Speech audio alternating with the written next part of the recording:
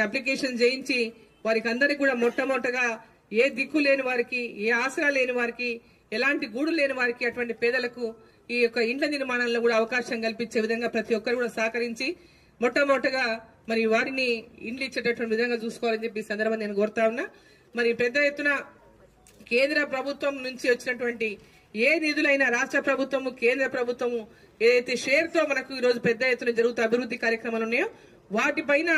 మనం ఇక్కడ ఎమ్మెల్యే గారు ఉన్నారు కాబట్టి, ఇతర అధికార ప్రతినిధులు కూడా ఉన్నారు కాబట్టి వాటిని ఎంత త్వరితగతంగా మనం కనుక కంప్లీట్ చేసుకుంటే మనకి నిధులు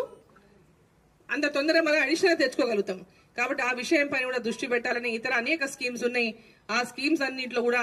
మరి మన దృష్టి సారించి వాటిని త్వరితగతిన పూర్తి చేయించినటువంటి విధంగా చేయాలని చెప్పి సందర్భంగా కోరుకుంటూ ఇక్కడ విచ్చేసినటువంటి